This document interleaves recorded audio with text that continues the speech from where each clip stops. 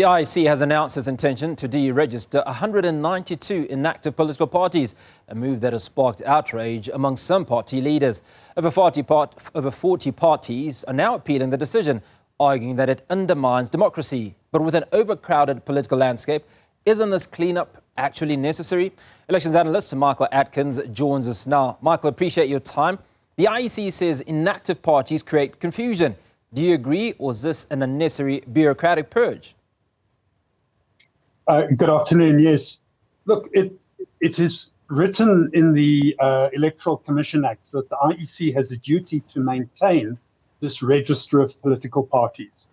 The Act also specifies that any party that has no representation in councils or national or provincial government must annually submit declarations that they are active and still intending to function as political parties.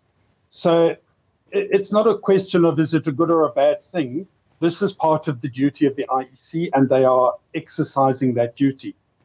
Over the years, the IEC has been very lenient to parties and in a way bent over backwards in almost all cases to allow parties to rectify any of the administrative problems that they have. We have 192 inactive political parties. What's the total number of registered political parties in South Africa? Look, it's varied over the years, but it has tended to be around 400 parties. And obviously, the majority of those don't ever or haven't been appearing on our ballot papers. But we must also remember that some parties are registered to contest local areas in municipal elections. So you might have a party that exists only in a municipality. So, that is one reason why we have a slightly higher number. Now, when you scan the horizon across the African continent and possibly the world, and you look at political parties that exist in various countries, is 400, is that a fair number for a country the size of South Africa? Look, it is an awful lot of parties. And probably quite a lot of them are indeed not active. We have a proportional representation system which automatically lends itself to a diversity of parties. So 400 is probably an unrealistic number, and trimming it is, it's normal, but it's also a realistic and a helpful process.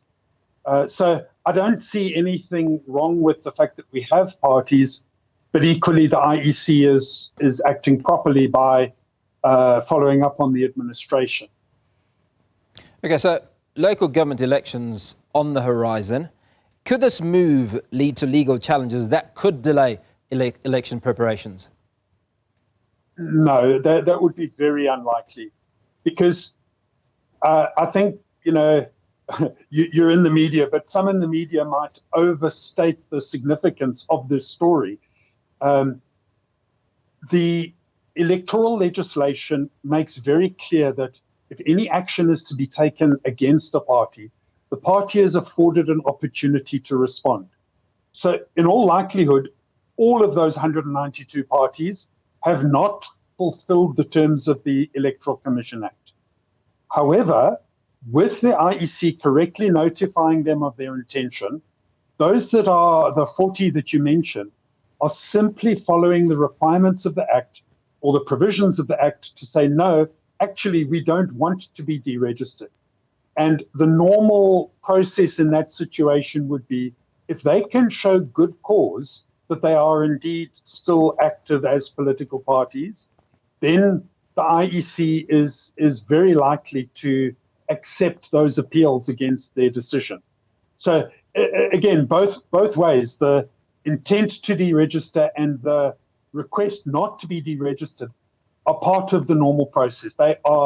It's not an affront to democracy. It is actually literally the workings of the rules of our democracy. Does this in any way affect coalition politics, especially where smaller parties sometimes play a key role? Look, it's unlikely to affect any coalition arrangements or situations. By definition, these are parties that have no seats in any local, provincial or national government.